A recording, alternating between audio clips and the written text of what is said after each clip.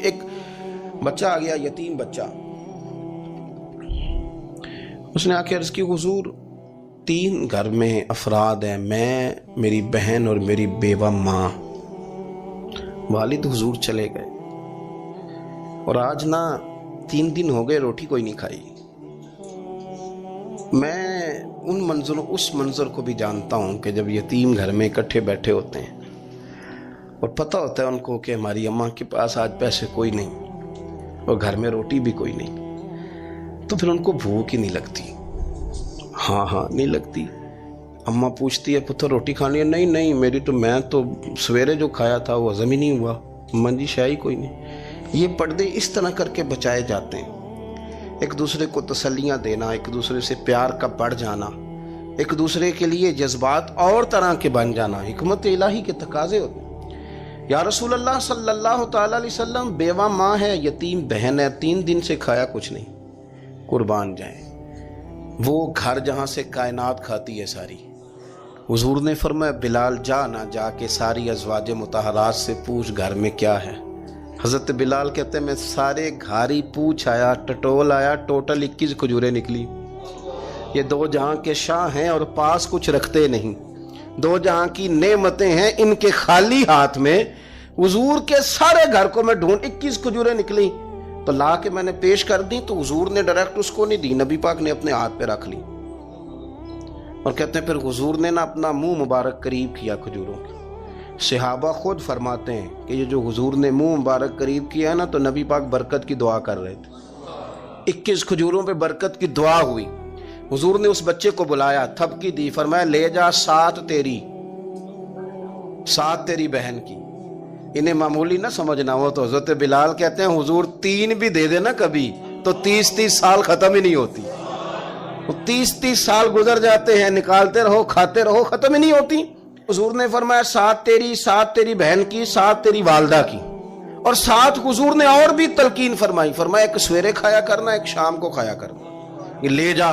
حضرت سیدنا بلال حبشی کہتے ہیں رضی اللہ تعالیٰ عنہ کہ بچہ لے کے جب باہر نکلا تو حضرت سیدنا معاذ ابن جبل دوڑ کے گئے اور جا کے بچے کے سر پہ شفقت سے ہاتھ پھیرا، کہا فکر نہ کرنا، رب کریم تجھے بہترین سرپرست عطا کرے گا، پتر پریشان نہ ہونا، اللہ تیری مدد کرے گا، صرف حوصلہ دیا، سر پہ دست شفقت پھیرا، بچہ چلا گیا۔ تو حضور نے فرمایا معاذ ادھر آؤ نا ذرا، یا رسول اللہ حکم ہو۔ فرمایا کس چیز نے تمہیں اٹھایا بچے کے سر پہ ہاتھ رکھنے کے لیے؟ کس نے تمہیں کہا؟ کس چیز نے تمہیں اٹھایا جو تم بچے تک پہنچ گئے؟ عرض کی یا رسول اللہ وہ جو میرے دل میں اللہ نے یتیم کے لیے رحمت رکھی ہے نا، اس نے مجھے اٹھایا تھا، اور میں نے جا کے اس کے سر پہ دست شفقت پھیرا۔ تو حضور فرمانے لگے سن پھر، جو کسی یتیم کے سر پہ خالی ہاتھ بھی پھیر دے، جتنے بال اس کے ہاتھ کے نیچے آئیں گے نا، رب اتنی خطائیں معاف کرے گا، اتنی نیکیاں دے گا، اتنے درجے اس کے بلند کر دے گا۔ خالی دست شفقت ہی پھیر دے، دینا دلانا تو بعد کی بات ہے، اس کا خیال رکھنا تو۔ یہ جو ہمارے مدارس ہیں نا، ان میں اکثر بچے غریب ہوتے ہیں، لیکن کچھ بچے تگڑے گھروں کے بھی ہوتے ہیں، مالدار گھروں کے بھی ہوتے ہیں۔ اس میں اگر کوئی ایسا بچہ آ بھی جاتا ہے نا جو یتیم ہے، کمزور ہے، تو وہ اپنے آپ کو محسوس نہیں کرتا کمزور، کیونکہ وہ یہ نہیں سمجھتا کہ میں یتیم خانے میں آیا ہوں۔ اس کے ذہن میں مائنڈ سیٹ یہ ہوتا ہے کہ میں مدرسے میں آیا ہوں اور میں پڑھنے کے لیے آیا ہوں، اور چونکہ وہ کچھ وزادار بچے، مالدار بچوں کے ساتھ وقت گزارتا ہے، اسی دسترخوان پہ بیٹھ کے کھاتا ہے، اسی کلاس میں سب کے ساتھ بیٹھ کے پڑھتا ہے، تو اس کی عزت نفس مجروح ہونے کی بجائے طاقت پکڑتی۔ وہ برابری کی سطح پہ جب آتا ہے تو اسے محسوس ہوتا ہے کہ مجھے عزت دی جا رہی۔ اس لیے مدارس اسلامیہ میری نظر سب سے مضبوط جگہ ہیں جہاں مساکین کی، یتیموں کی، غریبوں کی صحیح معنوں میں کفالت بھی ہوتی ہے، تعلیم بھی ہوتی ہے، عزت بھی ہوتی ہے، تربیت بھی ہوتی ہے۔ میرے رسول کریم علیہ السلام بڑے انہماک کے ساتھ، بڑے توجہ کے ساتھ۔ اچھا ایک کام اور ہوتا ہے ہمارے ہاں، وہ کیا ہے؟ اگر کوئی یتیم مال چھوڑ گیا نا اس کا باپ، تو پھر تو بارے نہیں آ رہے ہیں اس کے، پھر تو اللہ خیر کرے کہ بہت سارے مل جائیں گے کفالت کرنے والے، بہت سارے ملیں گے دھیان رکھنے والے، بڑے سارے ملیں گے توجہ دینے والے۔ قرآن مجید نے فرما دیا ہے کہ جو یتیم کا مال کھاتا ہے وہ سمجھ لے کہ میں مال نہیں کھا رہا، میں آگ کھا رہا ہوں۔ आग खा रहा हूं, आग। सूरह निसा देखिए। हमारे यहाँ अगर तो वो माल छोड़ गया है तो फिर तो बहुत सारे रिश्तेदार मुस्तकिल उसके मोहल्ले में मकान लेने को तैयार हो जाते हैं, इल्ला माशाअल्लाह। फिर तो बड़े सारे ऐसे भी रिश्तेदार बन जाते हैं जिनको वालिद की मौजूदगी में कभी जियारत का मौका भी नहीं मिला था। ये माल जो यतीम का है इसकी तो ज्यादा हिफाजत करनी थी। हम कई दफा मसला बताते हैं, लोग फतवाबाजी शुरू कर देते हैं। मुझे बुलाया गया कि एक साहब का इंतकाल हो गया तो उनका ख़त्म शरीफ है, तो बच्चे उनके नाबालिग हैं। तो मैंने कहा कि आप इस तरह करें, उनके माल में से ज़्यादा पैसे ना सर्फ करें। नहीं जी नहीं, बड़े पैसे कमाए हैं जी उसने, सारी ज़िंदगी बाहर निकाली है तो लाखों करोड़ों कमाए हैं, तो छोटा गोश्त पकाएंगे, बकरे का गोश्त पकाएंगे और हम उनका ख़त्म शरीफ दिलाएंगे। तो मैंने कहा साहब आप रिश्तेदार हैं, उनके बच्चों के माल की हिफाजत करें। ख़त्म शरीफ तो उसमें गोश्त ज्यादा होना जरूरी नहीं, उसमें तो दर्द से दुआ करना जरूरी है, उसमें तो तिलावत कुरान पाक के साले सवाब में जरूरी है, जिक्र अज़कार जरूरी है। लेकिन क्या किया जाता है कि बेदरेग माल उनका अगर हो तो, एक हदीस पाक है बुखारी मुस्लिम में, बड़े गौर से सुनिएगा और इसके अंदर जितने पहलू हैं उन पर पूरी तवज्जो दीजिएगा कि कहीं हम इधर आ तो नहीं गए। रसूल पाक सल्लल्लाहु अलैहि वसल्लम ना हमारे लिए सबसे बड़े हकीम है, सबसे ज्यादा हिकमत हुजूर ने हमें बतलाई है कि इस रास्ते चलोगे तो बचोगे, इस रास्ते जाओगे तो हलाक हो जाओगे। नबी करीम अलैहिस्सलाम ने फरमाया, बुखारी मुस्लिम में फरमाया, 7 हलाक करने वाली चीजों से बचना, अगर इनमें तुम चले गए तो हलाक हो जाओगे। 7 चीजें हैं जो तुम्हें हलाक कर दें, बर्बाद हो जाओगे, तबाह हो जाओगे, हलाकत का सफर है ये। 7 चीजों से बचो। या रसूल अल्लाह सल्लल्लाहु अलैहि वसल्लम वो कौन कौन सी? तो हुजूर ने फरमाया, अल्लाह के साथ शरीक ना करना, हलाक हो जाओगे। दूसरा नबी पाक सल्लल्लाहु अलैहि वसल्लम ने फरमाया, जादू ना करना, हलाक हो जाओगे, हलाक। और यार जिसे हुजूर फरमा रहे हैं हलाक हो जाएगा, वो बचेगा। नबी पाक सल्लल्लाहु अलैहि वसल्लम ने तीसरे नंबर पर फरमाया, जिस शख्स के कत्ल करने को अल्लाह ने हराम करार दिया है उसे कत्ल ना करना, हलाक हो जाओगे। चौथे नंबर पर रसूल पाक अलैहिस्सलाम ने फरमाया, सूद ना कभी भी खाना, हलाक हो जाओगे, हलाक। बड़ी बड़ी दलीलें दी बैंक वालों ने, बड़ा समझाया तो आदि साहब मान गए, मोहतरम मान गए, कहने लगे नहीं जी नहीं वो कारोबार में लगाते हैं। बड़े भोले भाले हैं हम, पता सारा है। और देखो सब कामों के बावजूद मुस्तकिल बैंकों में पैसे उस अकाउंट में रखे हुए हैं जहां से मुस्तकिल सूद आता है। हुजूर ने फरमाया न करना ये काम। तू कहते मैं सूद पे पैसे लेके कारोबार चमकाऊंगा, तेरे नबी पाक ने तो फरमाया तू हलाक हो जाएगा। तू कहता मैं मेल लगाऊंगा, हुजूर ने तो फरमाया हलाकत है। तू कहता मैं बड़ा कुछ कर जाऊंगा तो हलाकत है। अच्छी तरह समझ ले, असल माल भी जाया हो जाता है उस बंदे का जो सूद का माल मिला लेता है, असल बरकत भी उड़ जाती।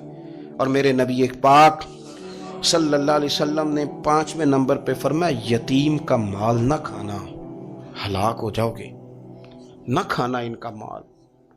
ये करोड़ों हो, अरबों हो या 10 रुपए हो, यतीम का पैसा न खा जाना, हलाक हो जाओगे, हलाकत तुम्हें आ लेगी। और फिर 6ठे नंबर पर नबी पाक अलैहिस्सलाम ने फरमाया, कुफर से जहाद हो रहा हो तो कभी पीठ फेर के भागना ना, हलाक हो जाओगे। और 7वें नंबर पर अल्लाह के रसूल ने फरमाया, बेकसूर और बेगुनाह औरत पर तोहमत न लगाना, बिला वजह बहू के खाते ना कुछ डाल देना, बिला वजह भाभी और बीवी और किसी भी खातून पर कोई इल्जाम बेकसूर औरत पर बोहतान न लगाना। मार मार के एक शख्स ने बेहाल कर दिया बीबी को और बाद में पता चला कि जी मुझे शक है तवीज कराती है। क्या आपकी सोच है? मुसलमान अल्लाह को मानने वाला और इस बातों पर इल्जाम लगाएगा, तवीज करा के लाती। बेकसूर औरत पर बोहतान, एक तो बात है उसे मारना और एक ये है कि कोई तकलीफ देना, और एक खाली इतनी बात की कि बोहतान भी ना लगाना, उस पर इल्जाम ना लगाना। यानी तुमने सिर्फ बेकसूर औरत पर इल्जाम ही लगाया तो हुजूर फरमाते हलाक हो जाओगे। ये हलाकत वाला काम है। लेकिन हम बगैर सोचे समझे कह देते हैं उसने कहा है, उसने किया है, ये करती है, ये काम नहीं करें। ये 7 वो चीजें हैं जो हलाक कर देंगी। नबी पाक सल्लल्लाहु ताला अलैहि वसल्लम फरमाते हैं, मैं ना जन्नत का दरवाज़ा खोलूंगा तो एक औरत को ना मैं सबकत ले जाते हुए देखूंगा, यानी वो जल्दी से जन्नत में दाखिल हो रही। या बाज़ शारहीन कहते हैं कि हुजूर दाखिल होते ही सबसे पहले उसका चेहरा देखेंगे, हुजूर फरमाएंगे तू पहले ही आ गई, बीबी जन्नत में, हुजूर ने दरवाजा खोला तो जल्दी से नजर आई, तू पहले आ गई। सब ने लिखा है कि इस औरत की शान ये है कि सबसे पहले जन्नत में गई। मैंने हदीस पढ़ी तो मैंने नीचे हाशिए में लिखा, मैंने कहा मेरा ख्याल ये है कि इसकी ज्यादा शान ये है कि जन्नत में इसकी सबसे पहली मुलाकात मदीने वाले महबूब से हो गई। ये देखो कितनी बड़ी शान। हुजूर फरमाने लगे तू कैसे पहले ही आ गई, कौन है तू? तो वो कहने लगी हुजूर मैं बेवा हूं, मेरे बच्चे यतीम थे, मैंने उनकी खातर ना बैठी रही, मैंने निकाह नहीं किया, मैंने उन यतीमों की परवरिश की, बेवा बन के जिंदगी गुजार दी, उन यतीमों के लिए बैठी रही। इसको जायज है, ये कर सकती थी, लेकिन इसने सोचा कि मैं इनकी निगहबानी यतीमों के लिए बैठी रही। आज शान ये है कि मदीने वाले के लिए जब दरवाजा खुला है तो इस बीबी को भी रब करीम ने फौरन ही जन्नत अता फरमा दी। ये सबसे पहले गई। मैंने देखी हैं ऐसी औरतें 23 साल में बेवा हुई पर उम्र बच्चों के नाम कर दी। उसे पता था कि कल को जब ये बड़े होंगे तो ये अपने कमरे का दरवाजा बंद कर लेंगे, ये नहीं पूछेंगे कि अम्मा सोई है कि जाग रही है, इनका आना जाना अलग से हो जाएगा, इनके ताल्लुकात अपने हो जाएंगे। पर ये बैठी रही, ये बैठी रही। इसने बच्चों को वक्त दिया तो बच्चे तो क्या इसको सिला देते थे, रब ने ये सिला दिया है कि सबसे पहले इसे जन्नत में दाखिला अता फरमाया। अबू दाऊद शरीफ में मुस्नद इमाम अहमद बिन हंबल में हदीस है, नबी पाक सल्लल्लाहु अलैहि वसल्लम के चचा ज़ात थे हज़रत जाफ़र तैयार, मौला अली शेर खुदा के भाई थे, जंग मौता में शहीद हो गए। वहाँ से कोई खबर लेके नहीं आया, लेकिन रब खबरें देता है ना अपने हबीब को। अल्लाह गैब के ख़जानों की कुंजियाँ देता है अपने महबूब को। नबी करीम सल्लल्लाहु ताला अलैहि वसल्लम ना उनके घर गए, उनकी ज़ौजा का नाम अस्मा बिनते उमैस था।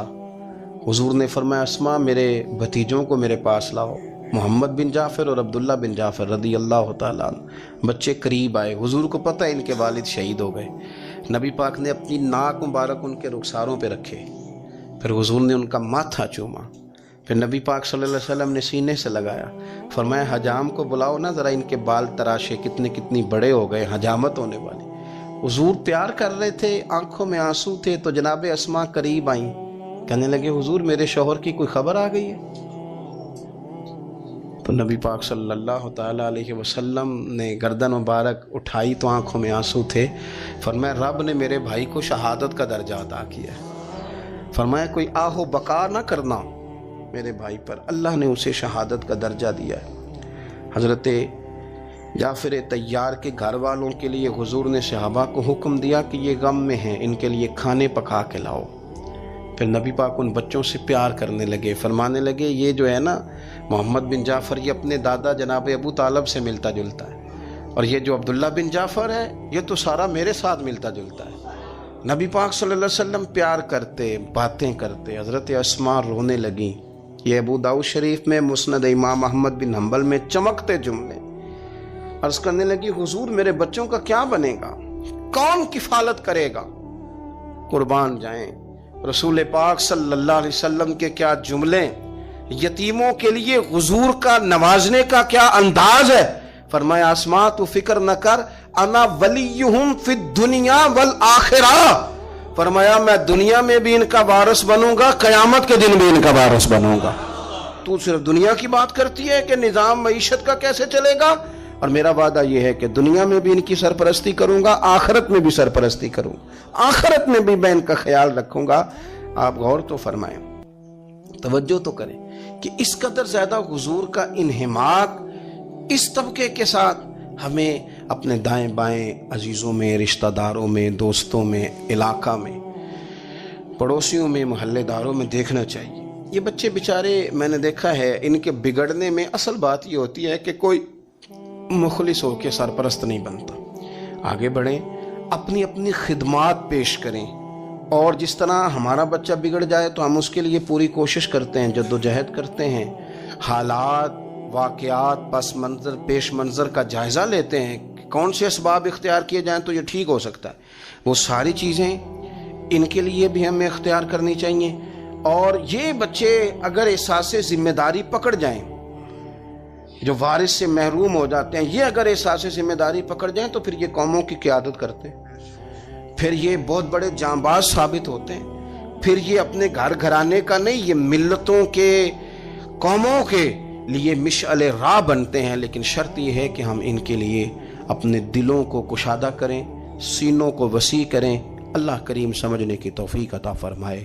میرے آقا مدینے میں مجھے بھی اب بلا لیجئے، میرے آقا مدینے میں مجھے بھی اب بلا لیجئے۔ ترستی ہے میری آنکھیں، ترستی ہے میری آنکھیں، مجھے روضہ دکھا دیجئے، میرے آقا مدینے